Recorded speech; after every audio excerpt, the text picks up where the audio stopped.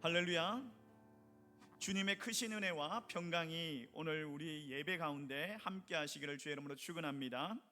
우리 앞뒤에 또 좌우에 계신 분들과 우리 눈을 맞추면서 함께 축복의 인사를 해볼까요?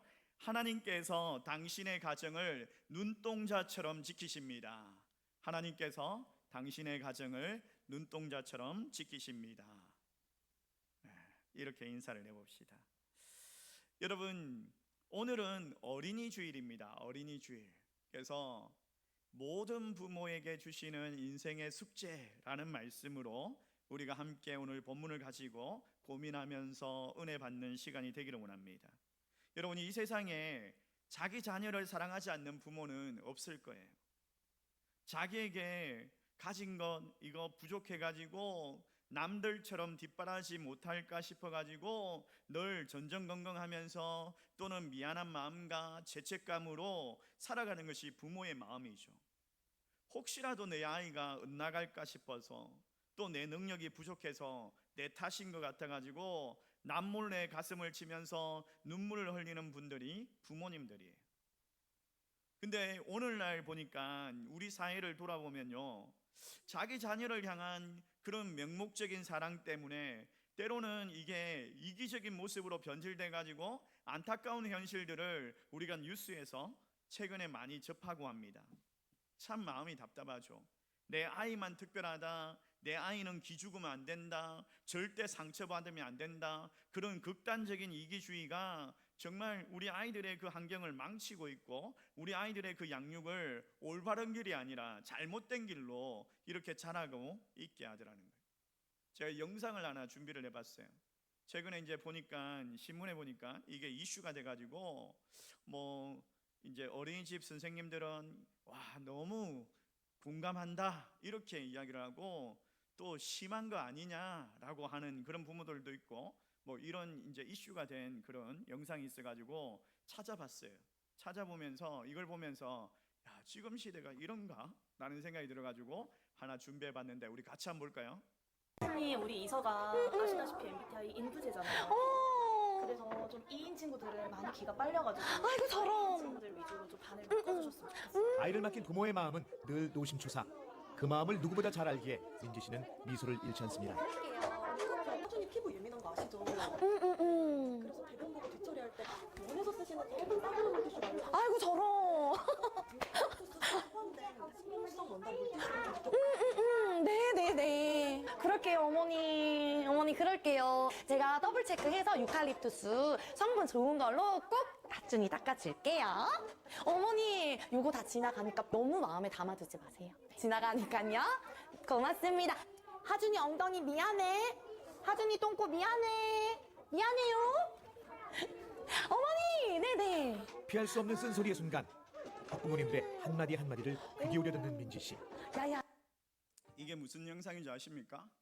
아이가 이제 뒤처리를 할 때 물티슈를 쓰는데 물티슈에 뭐 유칼립스 성분이 들어있는 물티슈를 써야 되는데 이걸 쓰지 않았다고 부모가 와서 따지는 거예요.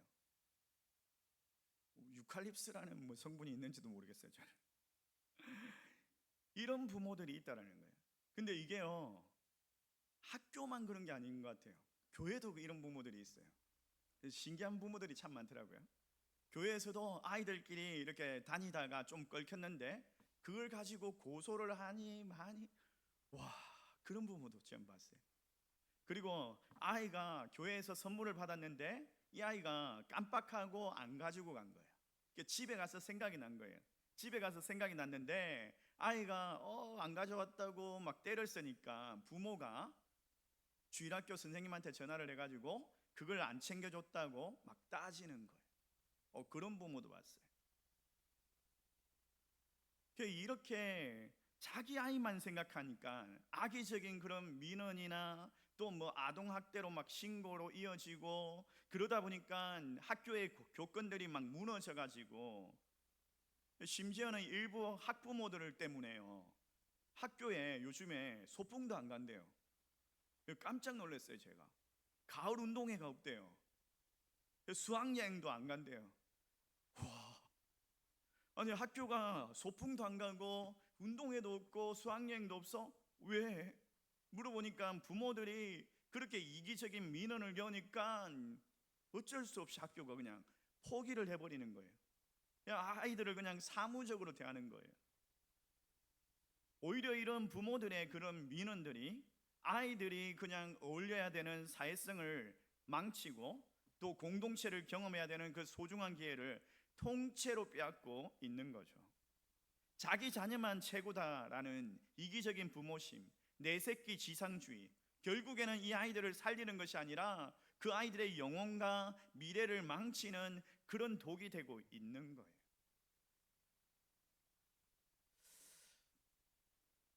여러분, 이런 시대를 살아가고 있어요. 그럼에도 불구하고 부모가 아이들이 또 잘 못 크면은 걱정이 되죠. 정말 뼈를 깎는 막 노력을 하는데도 불구하고 아이들이 좀 안 되는 것 같고 아이들이 뭐 이렇게 제대로 크는 것 같지 않고 이러면은 부모 탓 같고 내가 잘못한 것 같고, 우리 권사님들 이야기하시는 거 들어보니까 이 자녀들의 성적표, 아니 자녀들이 나의 성적표 같다, 나의 인생의 성적표 같다, 이런 이야기를 하시더라고요. 자녀들이 좀 잘 되었으면 좋겠다, 이게 부모의 걱정인데, 근데 그게 세상에서 찾지 말고 특별히 오늘 본문 말씀에서 우리가 찾았으면 좋겠어요. 오늘 우리가 읽었던 이 디모데후서, 이 본문을 통해서 세상적인 이기적인 그런 자녀들의 교육을 넘어서서 하나님께서 우리 부모들에게 주시는 이 거룩한 숙제를 어떻게 은혜롭게 풀어갈 것인가를 한번 생각해 봤으면 좋겠어요. 그래서 세 가지로 그 은혜를 한번 나누려고 합니다. 첫 번째는 이거예요. 신앙의 본을 보여주는 부모, 신앙의 본이 되는 부모. 가난해도 배움이 부족해도 신앙의 본을 보여주는 부모가 되자. 여러분, 부모라는 단어가 무겁죠. 당장 이런 생각이 듭니다. 나는 배운 것이 좀 부족한데, 우리 집이 형편이 넉넉하지 않은데, 그러면서 남몰래 고개를 숙이는 그런 성도님들이 계실 거예요. 그 애통한 마음 저도 깊이 생각합니다. 이해합니다. 저 집 아이는 정말 저런 학원 다니면서 그러면서 공부해가지고 성적도 잘 나오는 것 같은데 나는 저렇게 못 보내주는데 어떡하지, 이런 마음들도 들죠. 내 아이들에게 남들보다 더 좋은 것을 해주고 싶어하는 그런 마음들. 그래서 땀을 흘리고 또 눈물을 흘리는 이 부모님들. 세상은요 자꾸만 우리에게 이렇게 속삭입니다. 부모의 재력과 부모의 그 정보력이 아이들의 미래를, 아이들의 성공을 결정짓는다 라고 이야기를 합니다. 근데 성경은요 다르게 말하고 있어요. 성경은 그렇게 말하고 있지 않아요. 성경은 부모가 훌륭해지기 위해서, 훌륭한 부모가 되기 위해서 돈이 많아야 된다, 학벌이 좋아야 된다, 정보력이 많아야 된다 라고 말하고 있지 않습니다. 세상적인 조건이 없어도 얼마든지 위대한 영적인 부모가 될 수 있다라는 거예요. 어떻게? 정직하게 땀을 흘리면서 자녀들을 위해서 눈물을 흘리면서 기도하면 그 아이들의 영혼에 그 눈물의 기도가 새겨지면 강력한 믿음의 유산으로 남게 된다는 거예요. 여러분, 통장의 잔고보다 주일 예배가 훨씬 더 소중하다라는 것을 아이들에게 가르치십시오. 그것만이 우리는요 그것을 통해서 최고의 부모가 되는 거예요. 여러분, 부모가 어떤 존재인지 아십니까? 하나님과 우리의 연약한 자녀를 이어주는 그런 거룩한 매듭이 부모인 거예요. 우리 자녀들이 우리의 소유가 아닙니다. 하나님께서 우리에게 생명을 위탁하셨어요. 우리는요 하나님의 청지기입니다.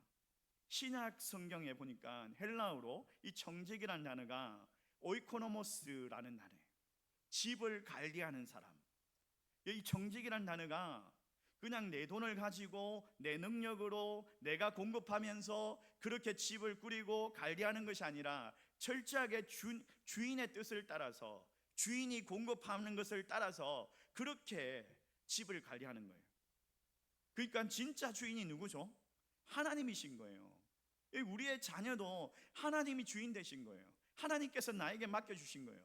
내가 능력이 부족해도, 내가 재력이 부족해도 괜찮습니다. 절망하지 마십시오.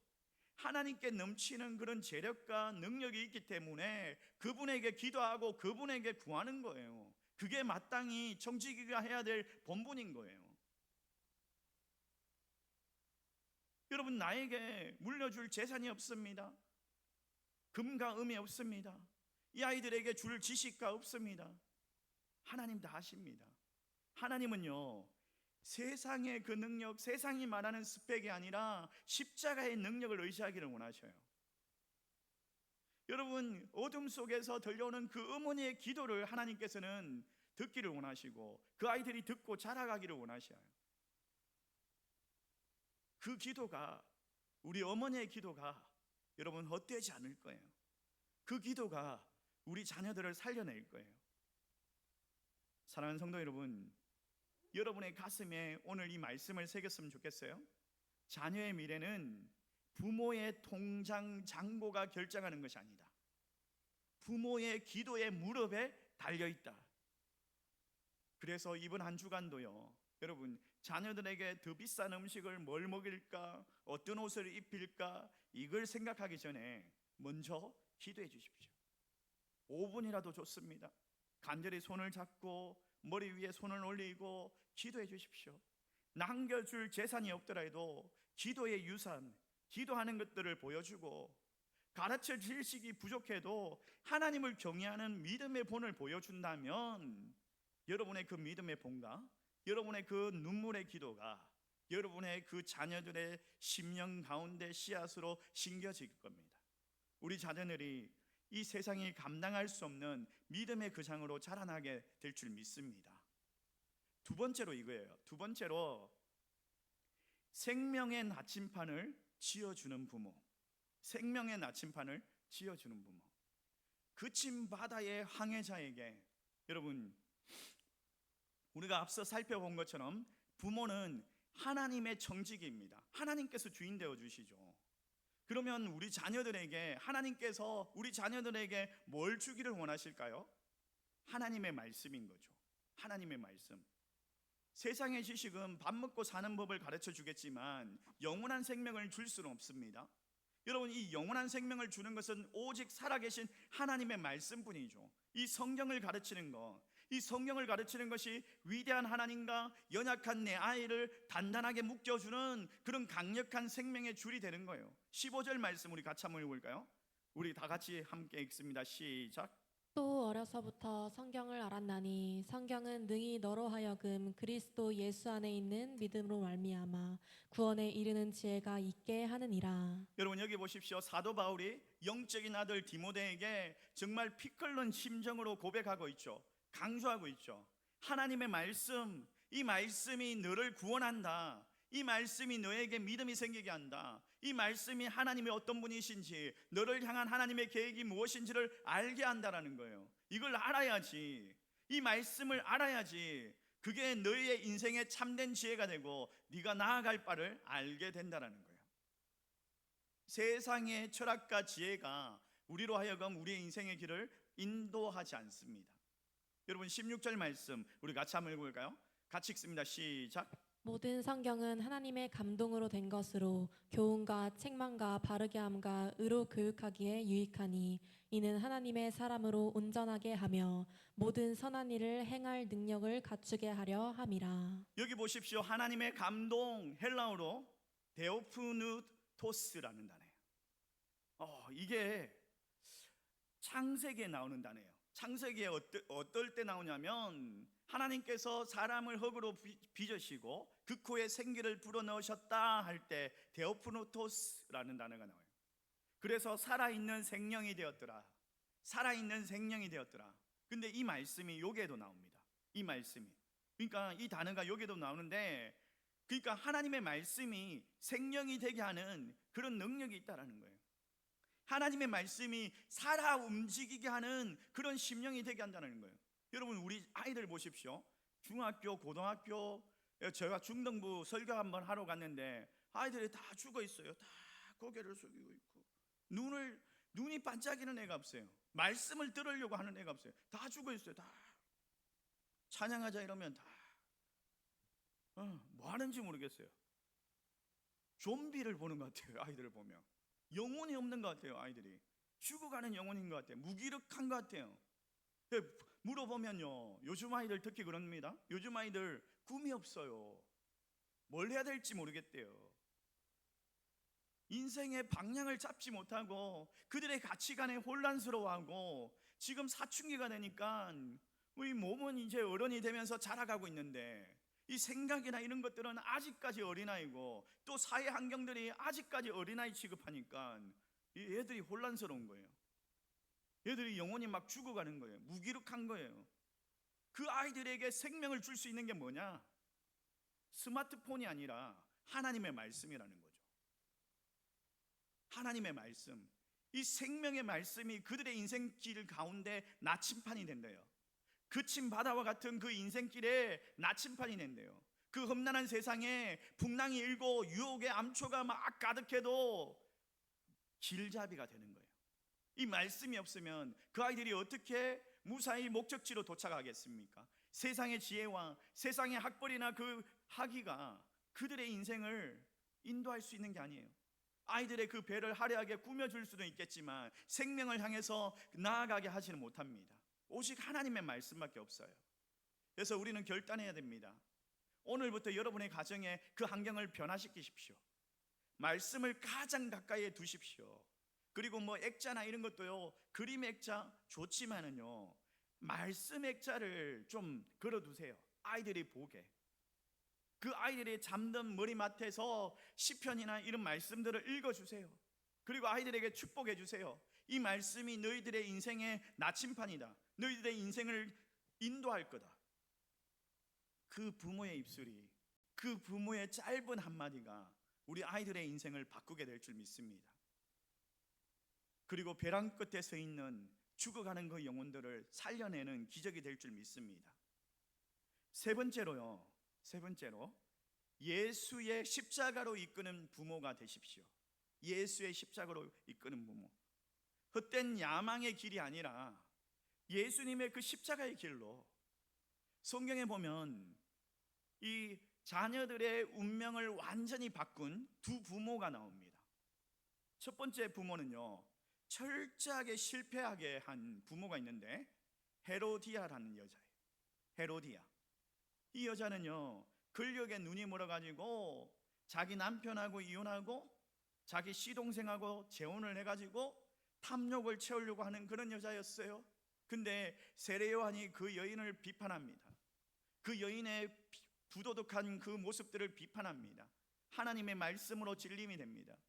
그래가지고 세례 요한을 가두고 나중에는 어떻게 하느냐, 헤롯이 잔치를 베푸는데 헤롯의 생일날 이 헤로디아가 자기의 어린 딸을 헤롯 앞에서 춤을 추게 하죠. 헤롯 앞에서 춤을 추니까 헤롯이 기뻐가지고 이 나라의 절반이라도 너에게 주겠다라고 이야기를 합니다. 그래서 이 어린 딸이 와가지고 어머니 뭘 요청할까요? 라고 물어보니까 세례 요한의 목을 달라고 해라 라고 이야기합니다. 세례 요한의 목을 달라고 해라. 여러분 생각해 보십시오. 그 어린 딸에게 그 사람의 목을, 그게 사람입니까? 그게 피 질질 흘리는 그 이기적인 그 부모의 그 욕망 때문에 자기 자녀를 그냥 자기의 성공의 도구로 쓰려고 참으로 끔찍한 일을 저지르지 않았습니까? 그 결말이 어떻게 되느냐면 훗날에요, 이 헤로디아뿐만 아니라 이 헤로디아의 딸도 그냥 황제의 눈밖에 나와가지고 처참하게 유배당하고 비참한 삶으로 마감을 합니다. 그 부모의 헛된 야욕 때문에 자기 자녀까지 파멸로 내모는 그런 인생이 되었어요. 반면에 참으로 지혜로운 부모가 있습니다. 오병이어의 기적 아시죠? 오병이어의 기적에 보면 작은 도시락, 오병이어를, 이 도시락을 자기가 먹지 아니하고 들고 온 소년이 있습니다. 근데 생각해 보십시오. 제가 생각했을 때는 이 소년이 자기가 스스로 결정해서 가지고 오지 않았다고 생각합니다. 아마도 그의 부모가, 아마도 그의 어머니가 이것을 가지고 선생님에게, 아니 예수님에게 가지고 가게 하지 않았을 거라고 생각합니다. 직접 예수님을 만났던 그 사람이요, 그 소년이 훗날에 사도 요한의 수제자가 됩니다. 위대한 순교자 폴리갑이 됩니다. 여러분, 성경에도 분명히 해답이 있고 우리 인생에도 분명히 해답이 있습니다. 이 자녀들이 정말 세상의 그런 경쟁 속으로 몰아넣고 피말리는 그런 경쟁 속으로 몰아넣고 이러면요, 언젠가는 이 자녀들이 피가 말라가지고 죽을 거예요. 멸망할 거예요. 근데 우리 자녀들을 영적인 사관학교인 교회 학교로, 예배 자리로 나아가게 하고 힘써 보낸다면, 또 그리고 우리가 먼저 십자가 앞에서 신앙의 본을 보여준다면 그게 가장 위대한 교육이 될 것이고 하나님께서 그들의 방향을 잡아주실 거고 그들이 성공하게 될 겁니다. 하나님 앞에서 행복을 누리면서 살아가게 될 겁니다. 여러분, 혹시 여러분의 자녀들이 방황하면서 그것 때문에 남몰래 눈물 짓고 계시는 그런 부모님들 계십니까? 절대 자책하지 마십시오. 포기하지 마십시오. 하나님께서 주시는 그 부모의 거룩한 숙제, 이걸 해내시길 바랍니다. 응답이 더딜 수도 있습니다. 낙심하지 마시고 끝까지 기도의 자리를 지켜내면서 눈물로 기도하는 부모, 그 자녀는요 결단코 망하지 않습니다. 우리가 눈물로 씨를 뿌릴 때 하나님께서 기쁨으로 단을 거두게 하여 주실 줄 믿습니다. 이제 마지막으로 말씀을 맺도록 하겠습니다. 제가 영상을 또 하나 준비했는데 우리 같이 한번 보고 말씀을 나누겠습니다. 나는 자연인이다. 프로그램 덕분에 이제는 자연인으로 익숙한 윤택. 학창 시절 윤택은 어떤 학생이었을까요?